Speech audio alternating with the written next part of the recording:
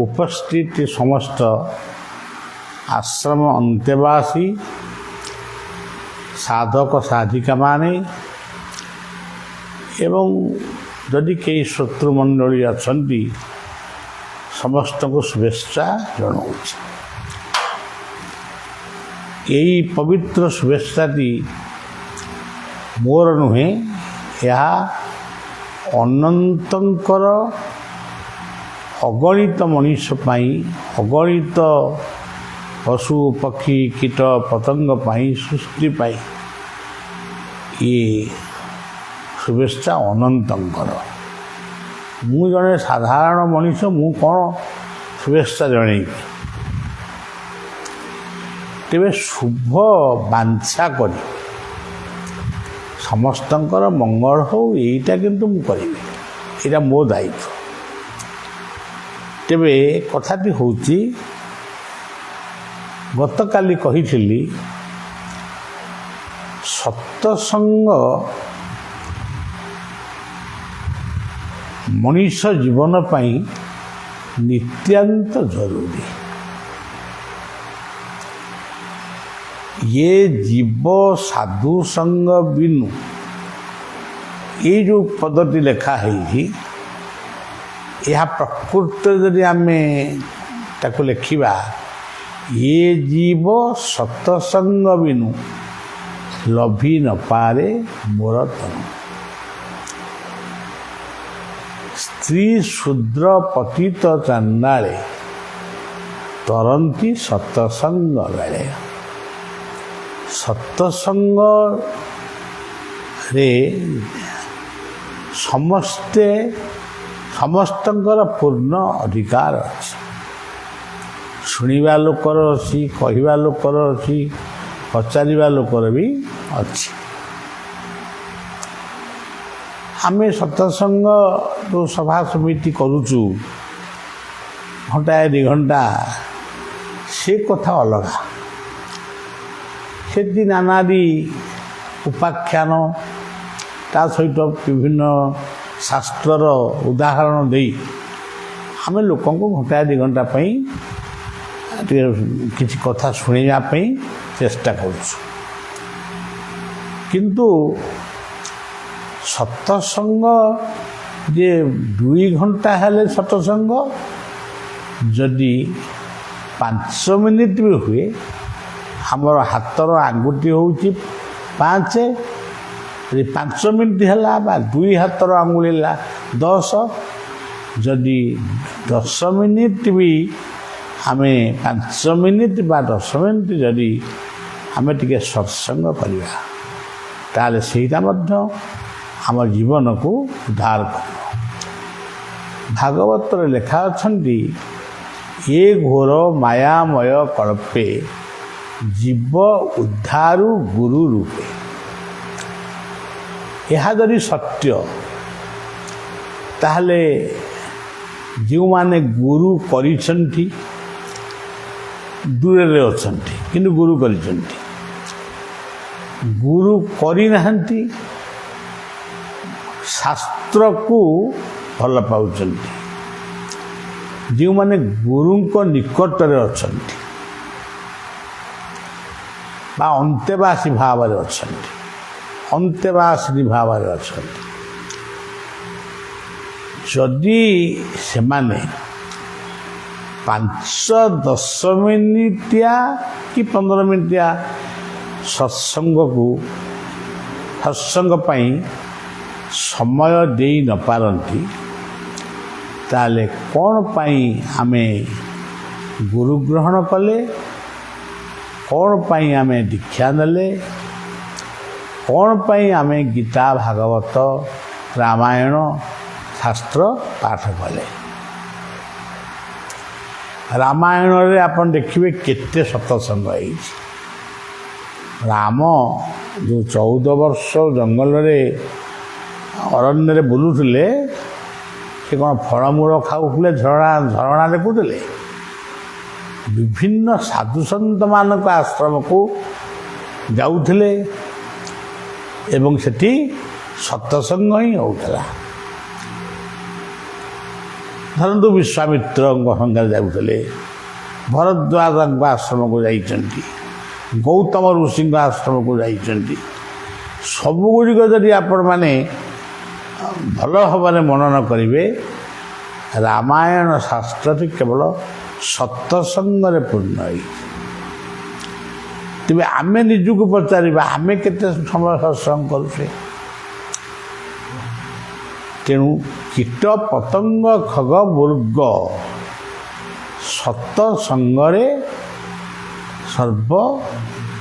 କୀଟ ପତଙ୍ଗ ଖଗ ମୃଗ ସତ୍ସଙ୍ଗରେ ସର୍ବମୁଖ୍ୟ।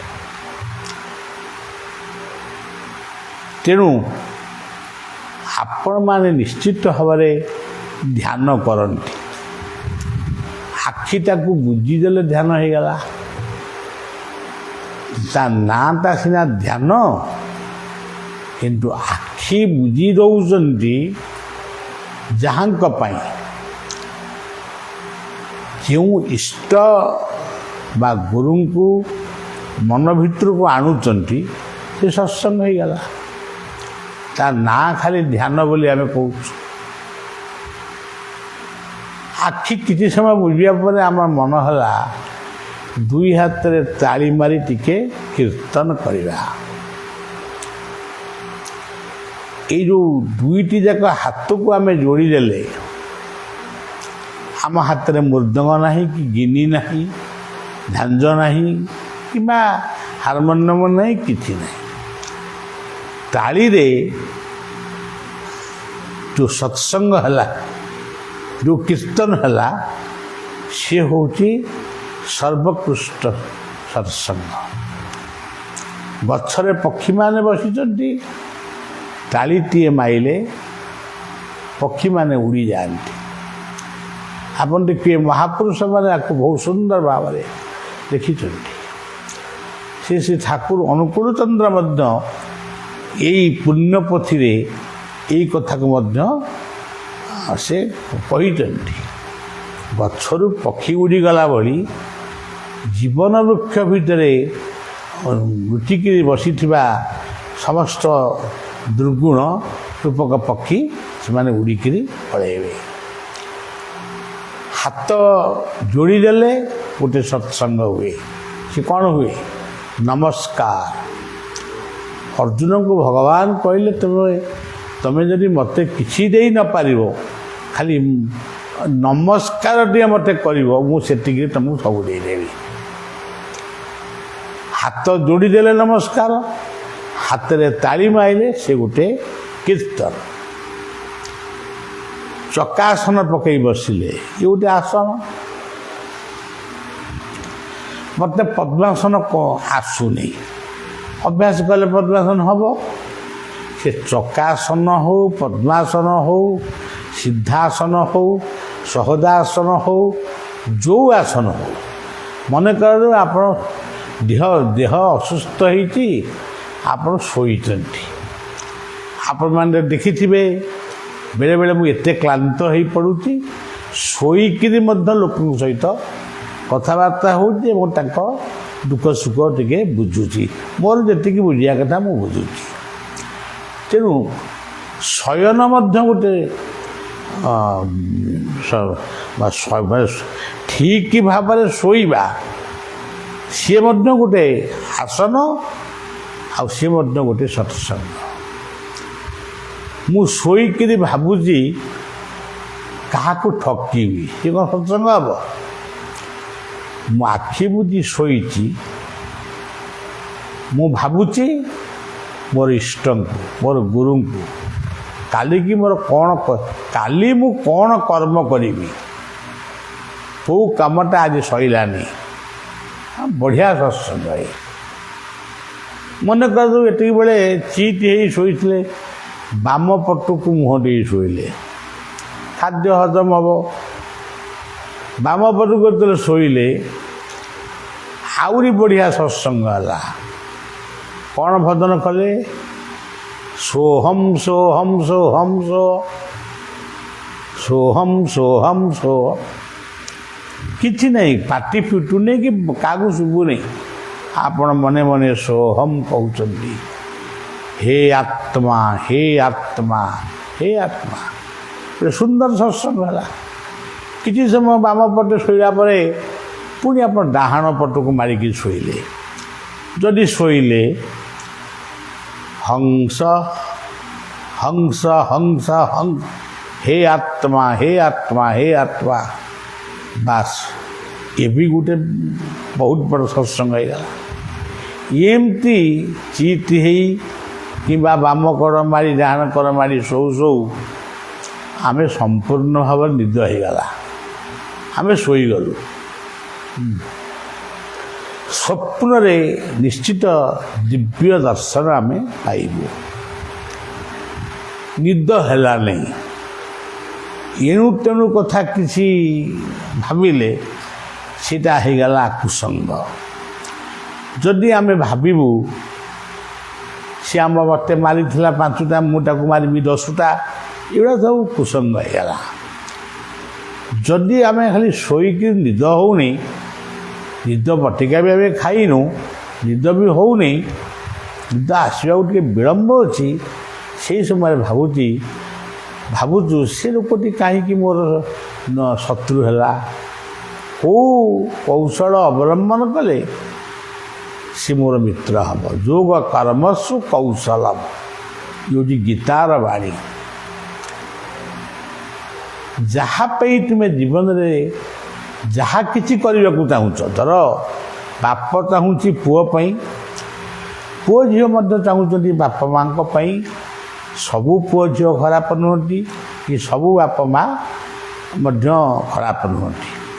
ଏମିତି ଖରାପଟା ଯାହା ଭିତରେ ଅଛି ସେ ଗୋଟେ ସ୍ୱତନ୍ତ୍ର ଦଳ। କିନ୍ତୁ ବାପ ମା ପୁଅ ଝିଅଙ୍କର ଭବିଷ୍ୟତ ଗଢ଼ିବା ପାଇଁ ଚିନ୍ତା କରୁଛନ୍ତି, ପୁଅ ଝିଅ ବାପା ମାଆଙ୍କର ସେବା କରୁଛନ୍ତି। ଏଇଟା ସତ୍ସଙ୍ଗ। ମୋ ବାପା, ମୁଁ ଗୋଟେ ବସିକିରି ଜଣେ ବ୍ୟକ୍ତି ଥରେ, ମୁଁ ବହୁତ ଦିନ ତଳ କଥା କହୁଛି, ଜଣେ ବସିକିରି ତାସ ଖେଳୁଥିଲେ। ତାସ ଖେଳୁଛନ୍ତି, ଗୋଟେ ମୁଦା ମଜଲିସରେ ତାସ ଖେଳୁଛନ୍ତି। ହଠାତ୍ ଉଠିକିରି ତାସକୁ ଫୋପାଡ଼ି ଦେଇକି ଖୁବ୍ କ୍ଷିପ୍ର ଗତିରେ ଚାଲିଲେ। ସମସ୍ତେ ଡାକିଲେ, କ'ଣ ରାଗିକିରି ପଳେଇଲା କି? କ'ଣ ତୁ ପଳେଇ ଯାଉଛୁ ରେ? ସେ କହିଲା, ମୁଁ ବାପାଙ୍କ ଔଷଧଟା ମେଡ଼ିସିନ ଷ୍ଟୋରରୁ ନେଇକି ତାଙ୍କୁ ଦେବା ପାଇଁ କହି ଆସିଥିଲି, ତାସ ଖେଳରେ ଭୁଲି ଯାଇଛି, ମୁଁ ଦେଇକିରି ସାଙ୍ଗେ ସାଙ୍ଗେ ଆଉଛି। ଦେଖନ୍ତୁ ଏ ଛୋଟିଆ କଥାଟା କେତେ ବଡ଼ ସତ୍ସଙ୍ଗରେ ପରିଣତ ହେଲା। ବାପାଙ୍କ ପାଇଁ ସେ ଔଷଧ ଦେବ, ମେଡ଼ିସିନ ଷ୍ଟୋରକୁ ଗଲା, ମନ୍ଦିରକୁ ଯାଇନି, ସେ ମେଡ଼ିସିନ ଷ୍ଟୋରକୁ ଯାଇଛି, ବାପାକୁ ଦେଲା। ଆରେ ବାପା, ମୁଁ ଟିକେ ତାସ ଖେଳୁଛି, ମୁଁ ଆସିବି, ଅଧଘଣ୍ଟା ପରେ ଆସିବି। ବାପା କହିଲେ, ହଉ ଯା। ଯେଉଁଠି ଆନନ୍ଦ ଅଛି, ଯେଉଁଠି କର୍ତ୍ତବ୍ୟ ଅଛି, ଯେଉଁଠି ଭଲ ପାଇବା ଅଛି, ଯେଉଁଠି ସେବା ଅଛି, ସେଠି ଅଭାବଟା କ'ଣ? ଧାନ ଚାଉଳ ବିରି ମୁଗ ସୁନା ଟଙ୍କା, ଇଏ ହେଉଛି ଅଭାବର ସାମଗ୍ରୀ। ଧାନ ଚାଉଳ ସୁନା ରୂପା ମୋତି ମାଣିକ ଯାହା କୁହନ୍ତୁ, ଇଏ ସବୁ ଅଭାବ, ଇଏ ଭାବ ନୁହେଁ। ଏଗୁଡ଼ିକ ଖାଲି ଆସିଛି ମାନେ ଆମକୁ ଟିକେ ଖାଇବୁ, ନହେଲେ ଟିକେ ବୁଲିବୁ, ଏଇ କଥା ପାଇଁ। ସେଇ ଯଦି ଟିକେ ଅଧିକ ହେଇଗଲା, ତାକୁ ନେଇକି ନିଶାପାନ କରିବୁ, ମାଦକ ପାନ କରିବୁ, ନାହିଁ। ଇଏ ଅଭାବକୁ ସୃଷ୍ଟି କରେ। କିନ୍ତୁ ପରର ମଙ୍ଗଳ ଚିନ୍ତନ ଯେଉଁମାନେ କରନ୍ତି, ପରୋପକାରକୁ ଯେଉଁମାନେ ପାଥେୟ କରନ୍ତି, ସେମାନେ ପ୍ରକୃତରେ ସତ୍ସଙ୍ଗ କରନ୍ତି। ଆପଣମାନେ ଜାଣିଛନ୍ତି ମୋ ଜୀବନର କଥା, କିଛି କିଛି ଅବଶ୍ୟ ଜାଣିଥିବେ।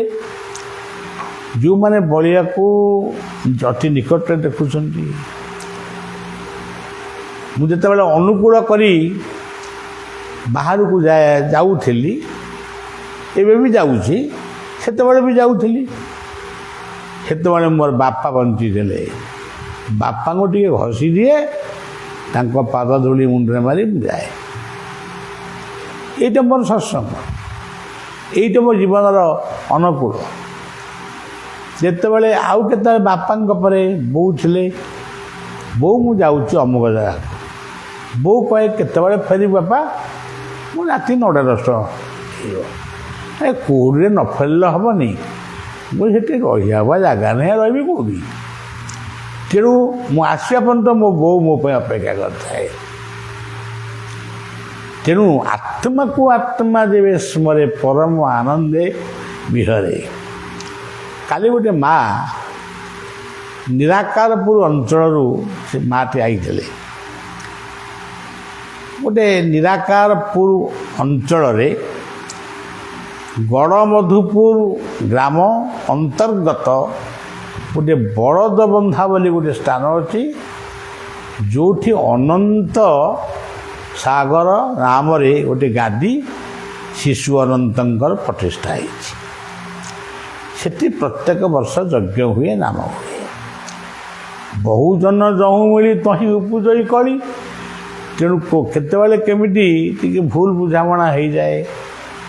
କାଲି ସେଇଥିପାଇଁ ସେଇ ଭୁଲ ବୁଝାମଣାଟାକୁ ସମାଧାନ କରୁ କରୁ ମୁଁ କ୍ଳାନ୍ତ ହୋଇପଡ଼ିଲି। ସମସ୍ତେ ଉଠିକିରି ଗଲେ। ଗୋଟିଏ ମା କହୁଛି, କାନ୍ଦି କାନ୍ଦିକିରି କହୁଛି, ବାବା ମୋର ଗୋଟିଏ ଝିଅ। ଗୋଟିଏ ଝିଅ କ'ଣ ତୋର ଅସୁବିଧା କ'ଣ? ମୋ ମନେ ମନେ ଭାବୁଛି ଗୋଟିଏ ଝିଅ, ଆଉ ଗୋଟେ ପୁଅ ମୋତେ ମିଳୁ। ମୁଁ ତାକୁ କହିଲା ଝିଅ ଯିଏ ପୁଅ ସିଏ। କିନ୍ତୁ ସିଏ କହୁଥିଲା ମୋର ସେ ଝିଅଟିକୁ ସେ ଅମୁକ ସଂସ୍ଥା ତାକୁ କ'ଣ ବତେଇ ଦେଇଛନ୍ତି। ସିଏ କହୁଛି ମୁଁ ଆଉ ବିବାହ ହେବି ନାହିଁ, ଘରକୁ ଯିବି ନାହିଁ, ବାପ ମାଆଙ୍କୁ ମଧ୍ୟ ମୁଁ ଭାଇ କି ଭଉଣୀ ବୋଲି ଡାକିବି। ଆଉ ମୋର ଯିଏ ଗୁରୁ ଅଛନ୍ତି ତାଙ୍କୁ ହିଁ ମୁଁ ବିବାହ ହେବି। ମାନେ ଗୁରୁ କହିଲେ ଏଇ ଯେଉଁ ଦୀକ୍ଷା ଗୁରୁ ସେ ନୁହେଁ, ସେ ଜଣେ ସିଏ ଗୋଟେ ଅଲଗା ପ୍ରକାର ଗୁରୁ। ଭଲ ଗୁରୁ ହେଇପାରନ୍ତି, କିନ୍ତୁ ଇଏ ଗୋଟେ ସିଷ୍ଟମ୍ ଚାଲିଛି। ମୁଁ ହସିଲି। ତୁମେ ଯେଉଁମାନଙ୍କ କଥା କହୁଛ ମୁଁ ଜାଣିଛି। ସେମାନଙ୍କ ସହିତ ମଧ୍ୟ ମୁଁ ବହୁତ ତର୍କ କରିଛି। ତାଙ୍କୁ ପଚାରିବ,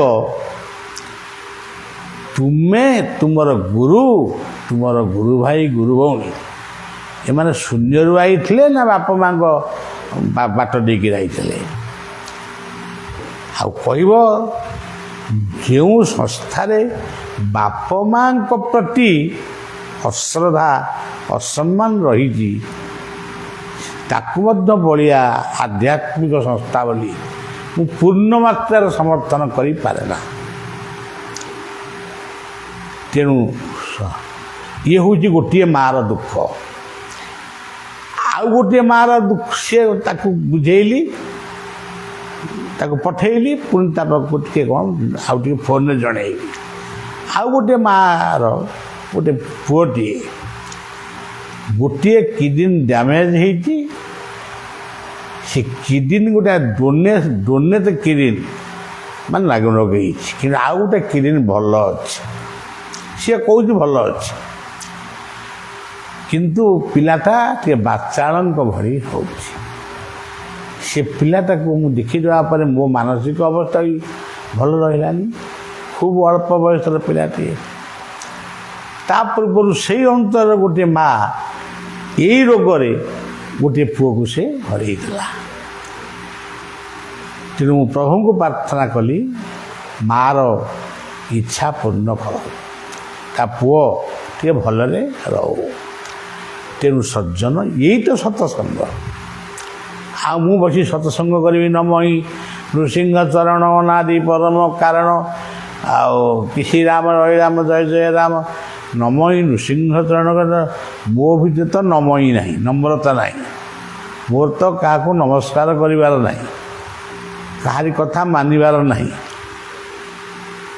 ସମସ୍ତଙ୍କ କଥାକୁ ଖାଲି ହସିକିରି ଉଡ଼େଇ ଦେବ। ଏଇଟା ଏଇଆ କହୁଥିଲା, ଯାଉନୁ, ସିଏ କ'ଣ ମୋଠୁ ବେଶୀ ଭଲ କହିବ? କିନ୍ତୁ ଜୀବନରେ ଏଇସବୁ ଭୁଲକୁ ସୁଧାରି ନିଅ। ଆଶ୍ରମବାସୀମାନେ ଆଶ୍ରମର ଅନୁଗାମୀ ହୁଅ। ଆଶ୍ରମର ପରିବେଶକୁ ଆଧ୍ୟାତ୍ମିକମୟ କର। ଆପଣ ଇସ୍କନର ଗୋଟେ ସଂସ୍ଥାକୁ ମୁଁ କେତେଥର ଯାଇଛି। ସମସ୍ତେ ଯେମିତି ଯାଆନ୍ତି ମୁଁ ବି ଯାଏ। ଯେଉଁଠି ତାଙ୍କର ଜଳଖିଆ ବିକ୍ରି ହେଉଛି ସେଠି ବି ଚାଲିଛି ହରେ କୃଷ୍ଣ ନାମ। ଯେଉଁଠି ଖାଇବା ପିଇବା ହେଉଛି ହରେ କୃଷ୍ଣ। ଗୋଶାଳା ହେଇଛି ହରେ କୃଷ୍ଣ ହରେ କୃଷ୍ଣ। ତାମାନେ ମଣିଷର ଗୋଟେ ଓଲିଆ ଗାଈକୁ ଯେମିତି ଗାୟାଳ ଜବରଦସ୍ତି ଶାନ୍ତ କରିବାକୁ ଚେଷ୍ଟା କରେ, ଠିକ୍ ସେଇଭଳି ସେମାନେ ମଧ୍ୟ ଚେଷ୍ଟା କରୁଛନ୍ତି ଲୋକଙ୍କୁ ସେଇ ପବିତ୍ର ନାମରେ ବନ୍ଧନ କରିବା ପାଇଁ। ମୁଁ କହୁନି ସିଏ ଭଲ ଆଉ କିଏ ଖରାପ। କାଲି ସେଇ କଥା ଆଲୋଚନା ହଉ ଜଣେ ବ୍ୟକ୍ତି କହିଲେ, ବୋଲେ ଆମର ଭକ୍ତ ଜଣେ କହିଲେ ବାବା ଆମ ଭିତରେ ତମେ ଆମେ ଏମିତି କ'ଣ ହେଉଛେ? ମୋ ଘର ପାଖରେ ଠାକୁର ଅନୁକୂଳ ଚନ୍ଦ୍ରଙ୍କର ଗୋଟେ ସତ୍ସଙ୍ଗ, ସେଠି ତାଙ୍କ ଭିତରେ କେତେ ଭଲ ପାଇବା। ତେଣୁ ଭଲ ପାଇବାଟା ଆମ ଭିତରେ କାହିଁ ରହୁନି? ତେଣୁ ଭଲ ପାଇବାକୁ ରକ୍ଷା କରିବା ପାଇଁ ସେ ଠାକୁର ନିଗମାନନ୍ଦ କହିଲେ, ପରନିନ୍ଦା ପରଚର୍ଚ୍ଚା ରାଖ ବହୁତରେ। ତୁମେ ନିଜେ ତ ବହୁତ ଭୁଲ କାମ କରୁଛ, ତେଣୁ ଅନ୍ୟକୁ କ'ଣ ନିନ୍ଦା କରୁଛ? ତେଣୁ ସଜ୍ଜନ ସତ୍ସଙ୍ଗ ଉପରେ ଗୁରୁତ୍ୱ ଦିଅନ୍ତୁ। ସାତ୍ଵିକ ଖାଦ୍ୟଟିଏ ଖାଇଲେ ଉଦର ବି ସତ୍ସଙ୍ଗ କରିବ। କଥାବାର୍ତ୍ତାର ଶୈଳୀ ରହିଲେ, କଥାବାର୍ତ୍ତାର ମଧୁର ଶୈଳୀ ଯଦି ରହିବ, ତାହେଲେ ପାଟି ସେଠି ସତ୍ସଙ୍ଗ କଲା। ମେରୁଦଣ୍ଡ ସିଧା ରଖିକି ଯଦି ତମେ ଧ୍ୟାନ କଲ, ମେରୁଦଣ୍ଡ ବି ସତ୍ସଙ୍ଗ କଲା। ମୁଁ କିଛି ଦିନ କିଛି କରିପାରୁନଥିଲି, ଦେହ ଖରାପ ହେଲା। ଏବେ ଟିକେ ଏକ୍ସରସାଇଜ କରୁଛି, ବ୍ୟାୟାମ ଟିକେ କରୁଛି ରାତି 4ଟା ବେଳେ। ଏଇ ଆଶ୍ରମର ଜଣେ ସାଧକ, ସଙ୍ଗୀତ ସାଧକ ପ୍ରକାଶ ଭାଇ, ସେ ତାଙ୍କ ଡ୍ୟୁଟି ହେଉଛି ଯେ ସିଏ ମୋତେ ଗୋଟିଏ ଘଣ୍ଟା ମୋ ପାଇଁ ପରିଶ୍ରମ କରୁଛନ୍ତି। ତା'ର ମୂଲ୍ୟ କ'ଣ ମୁଁ ଦେଇପାରିବି? ମୁଁ ଯଦି କହିବି ତୁମେ ଦରମା ନେଉଛ, ତୁମେ ମୋତେ କାମ କର, ଏଇଟା ହେଉଛି ଅହଙ୍କାର। ସେମିତି କରିବା ଦ୍ୱାରା ହିଁ ମୁଁ ବର୍ତ୍ତମାନ ଚାଲୁଛି। ଆପଣମାନେ ବି ସେମିତି ଚେଷ୍ଟା କରନ୍ତୁ। ଆଉ ଗ୍ରୀଷ୍ମ ପ୍ରବାହ ବଢ଼ୁଛି। ମିଆଁମାରରେ ଆଜି ଭୂମିକମ୍ପ ହେଇଛି, ବହୁତ ଲୋକଙ୍କର ମୃତ୍ୟୁ ହେଇଛି। ଆପାର୍ଟମେଣ୍ଟ ସବୁ ଭାଙ୍ଗି ଯାଉଛି। ବାବୁମାନେ ଆପାର୍ଟମେଣ୍ଟରେ ରହିବା ପାଇଁ ଆଜିକାଲି ବହୁତ ସକ୍ କରୁଛନ୍ତି, ଆମେ ଆପାର୍ଟମେଣ୍ଟରେ ରହିବୁ। କିନ୍ତୁ ସେଠି ମଧ୍ୟ ଆପାର୍ଟମେଣ୍ଟ ସବୁ ଥିଲା, ସେ ଭାଙ୍ଗି ପଡ଼ୁଛି।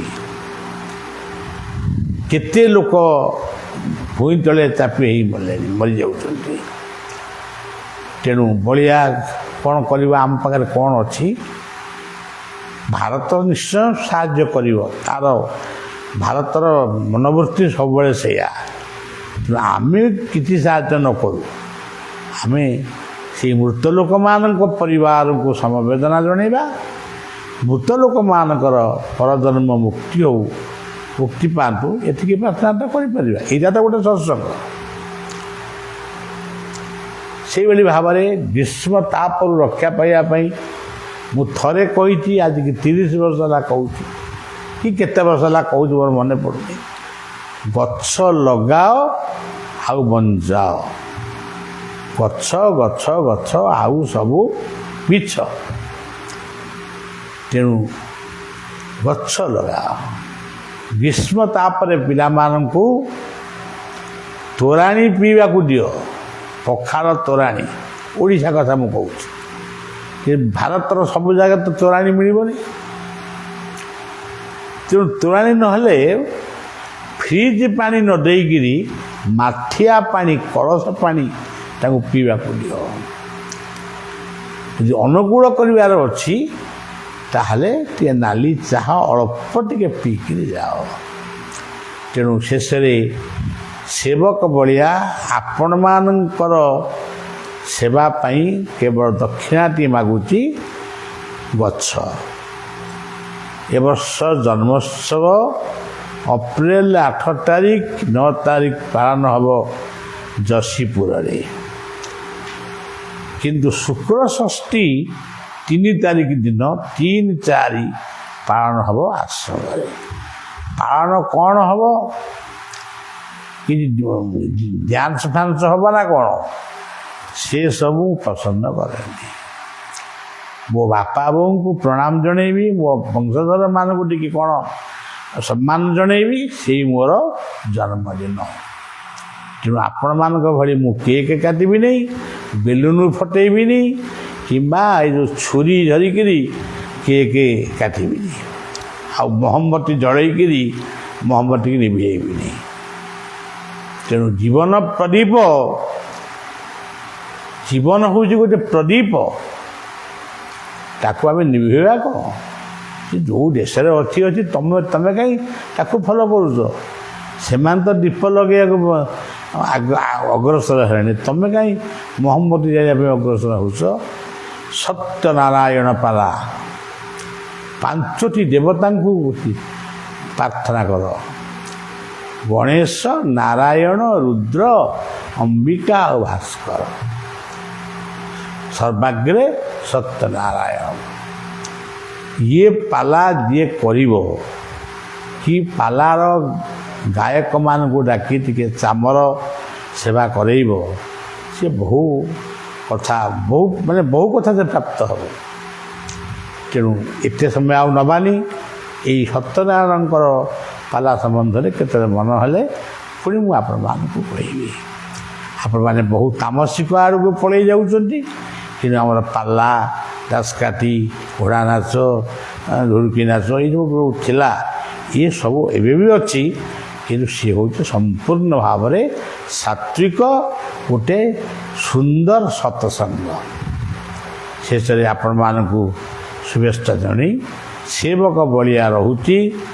ଆଉ କେଉଁଦିନ କିଏ ସତ୍ସଙ୍ଗ କରିବ ବା କହିବ ତା ସେ ଲିଷ୍ଟ ମଧ୍ୟ ମୁଁ କାଲି ଜଣାଇଦେବି। ଶ୍ରୀ ଗୁରୁ ବ୍ରହ୍ମାନନ୍ଦେ ନିତାଇ ବୋ। ହରି ହରି ବୋ, ହରି ହରି ବୋ, ହରି ହରି ବୋ। ଓମ୍ ଶାନ୍ତି ଶାନ୍ତି ଶାନ୍ତି।